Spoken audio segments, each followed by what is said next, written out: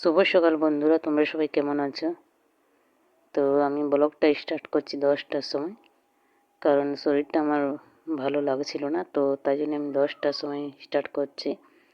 আর ছেলেকে স্কুলে পাঠালাম, মানে সকালে কী কী কাজ করলাম সেগুলো আমি শ্যুট করিনি, কারণ মাথাটা ব্যথা করছিল। তো ওকে স্কুলে পাঠানোর পর আমি একটু শুয়েছিলাম, তারপরে আমি ব্লগটা স্টার্ট করছি।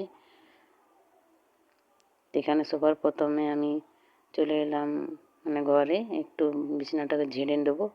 আর এখন আমি কিছুই কাচবো না, কারণ মাসের শেষে সবটা শেষ হয় কিন্তু অল্প অল্প থাকে, তো ওগুলো আমি এখন রেখে দিয়েছি। যখন মানে আরও সামান আনবে তারপরে আমি সবগুলো কাচবো। অনেক কাপড় হয়ে গেছে কাচার জন্য।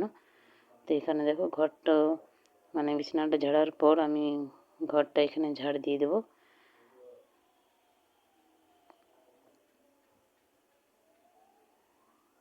সত্যি আজকে আমার সংসারের কাজ একটাও করতে ইচ্ছে করেনি, মানে করছিলই না যে কিছু কাজ করি বলে, মনে হয় যে শুয়েই থাকবো ওরকম লাগছিল। তো নিজেই মানে নিজের সংসার নিজেকেই করতে হবে, মানে কেউ করার এখন তো মানে করে দেবে না, কারণ নিজেকেই করতে হবে। আর আমার দুটো মানে ছেলেই আছে, মেয়ে থাকতো তো একটু আশা লাগতো কি করে দেবে কাজগুলো। আর তোমার দাদাভাইকে আমি বলিনি, কারণ ও ডিউটি করে আসছে রাতে, তারপর সকালে এসে যে বাইরের কাজগুলো সেগুলি করছে। আর আমি যদি বলে দিই কি আমার শরীরটা ঠিক লাগছে না, তাহলে তো যে কিছু কাজগুলো করছিলাম ওইগুলো মানে কিছুই করতে দেবে না। মানে অনেক আমাকে মানে শরীর খারাপ হলে অনেকটাই হেল্প করে, আমাকে কিছু করতে দেয় না। তো আমি ইচ্ছে করে আমি বলিনি, কারণ একটু আমার মাথা ব্যথা করছিল, তো তাই জন্যই।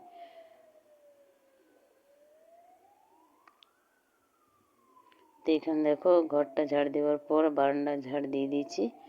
আর বারান্দাটা ঝাড় দেওয়ার পর ভাতটা হয়ে গেছে, তো ভাতটা আমি মানে মালটা এখানে ঢেলে নেব।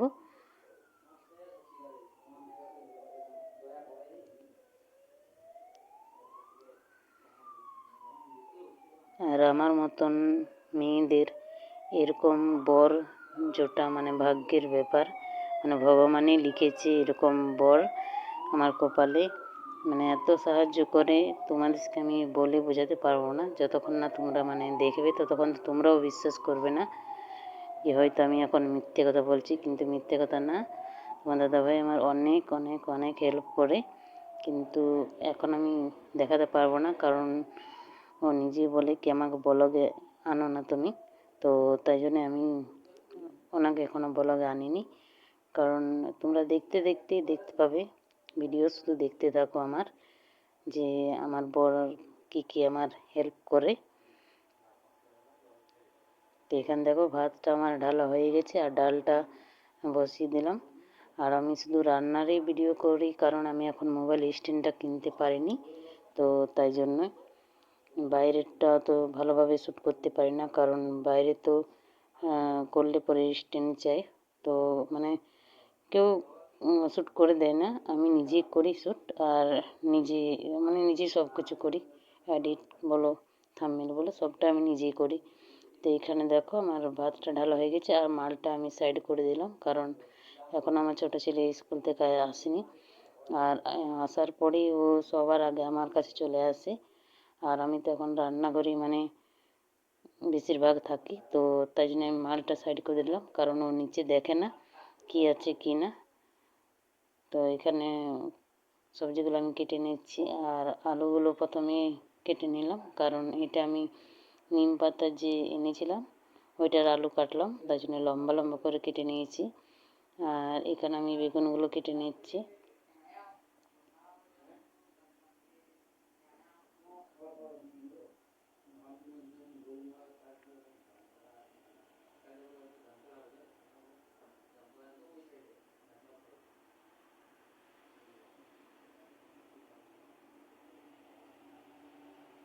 এখানে বেগুনগুলো কাটার পর বেগুনে যে দেবো আলুগুলো সেগুলি কেটে নিচ্ছি।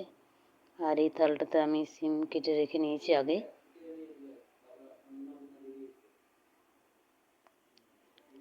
সংসারটা নিজেরই, তাই ভালো লাগুক চাই না লাগুক নিজেকেই সব কাজ করতে হয়, কিন্তু আমার টিনিটা উল্টো। আমি যদি বলে দিই তোমার দাদা ভাইকে কি আমার শরীরটা ভালো লাগছে না, আমাকে একটাও কাজ করতে দেবে না। তো আমার সেরকম শরীরটা খারাপ নেই, শুধু মাথা ব্যথা করছে। তো তাই জন্য আমি কিছু আর বললাম না, কারণ একটু শুলে ঠিক হয়ে গেছে, মানে হালকা হালকা ব্যথা করছে। তো তাই জন্য আর বলিনি। তো এখানে দেখালাম আমি কি কি সবজি কেটে রেখেছি। আর এখানে চলে এলাম মশলাটাকে বাটতে। আর ঘরেই আমি মশলা বাটি, কারণ আমার এখানে দুটো কাজ হয়ে যায়, একটা রান্না করা আর একটা মানে মশলা বাটা। মানে মশলা বাটতে বাটতে কড়াইতে আমি কড়াই বসিয়ে তেলও দিতে পারি আর সবজিগুলো দিয়ে ভাজতে পারি। তারপর মশলাটা যখন বাটা হয়ে যাবে তো মশলাটাও দিয়ে দেবো। তো তাই জন্য আমি ঘরেই শিলটা রাখি।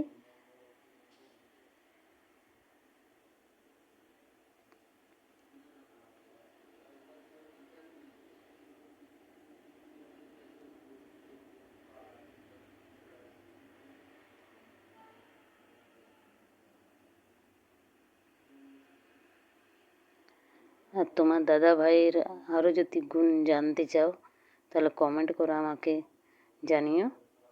তো আমি বলবো তারপর কি কি মানে কাজের আমার হেল্প করে দেয়।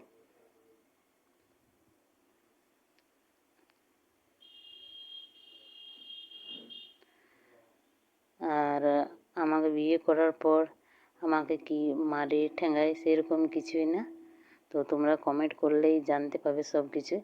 তো এখানে দেখো মশলাটা আমার বাটা হয়ে গেছে। আর এখানে আমি মানে তেল দিয়ে বেগুনটাকে ভেজে নিচ্ছি, নুন মশলা সব দিয়ে দিয়েছি। এখন জল দিয়ে ওকে ঢাকা দিয়ে দেবো।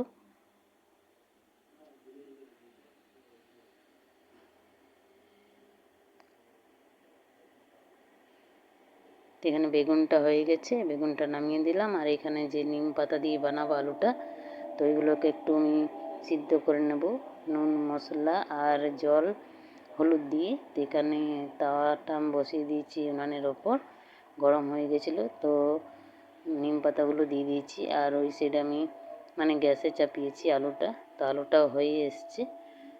এখানে নিম পাতাগুলো ভালো করে পুড়িয়ে নিলাম, তারপরে থালে ঢেলে হাতে করে ভালো করে গুঁড়ো করে নেব।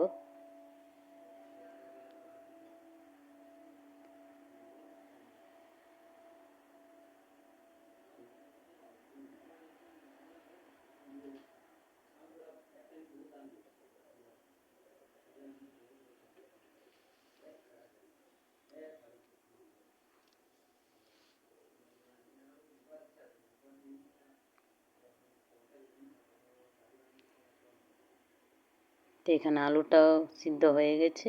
আর গ্যাসে আমি কড়াইটা চাপিয়ে দিয়েছি আর গুঁড়ো নিম পাতাগুলো ঢেলে দিয়েছি। তো একটু চালিয়ে নেব।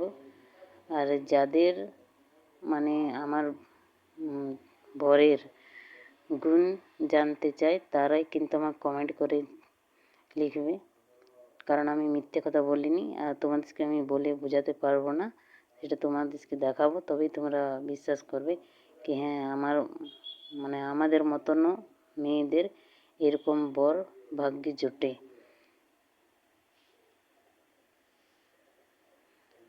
শুধু সুন্দর থাকলে তাদের ভালো বর জোটে না, আমাদের মতন মেয়েদেরও ভালো বর জোটে। তো তোমরা আমার কমেন্ট করো। এখানে দেখো রান্না হয়ে গেছে, খাওয়া দাওয়া আমাদের হয়ে গেছে। আর থালা বাসন সব মানে ধুয়ে পুছে চারটার যে যে কাজগুলো থাকে সব আমার হয়ে গেছে। তো এখন আমি ওকে নিয়ে যাচ্ছি টিউশনি। আর আমাদের ঘরটা রোডের সামনে, তো আমি একা ওকে যেতে দিই না, আমি নিজে গিয়ে পৌঁছে আসি আবার নিজে নিয়ে আসি।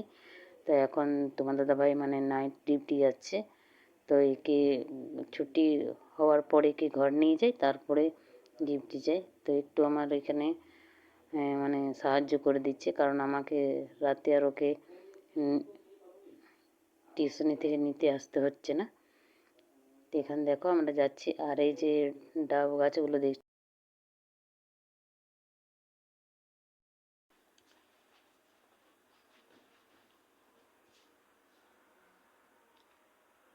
তো ভিডিওটা আমি এখানে শেষ করলাম। শেষ করার আগে আপনাদের কাছে অনুরোধ, আমার ভিডিও যদি ভালো লাগে তো লাইক শেয়ার সাপোর্ট করবে আর কমেন্ট করে জানাবে।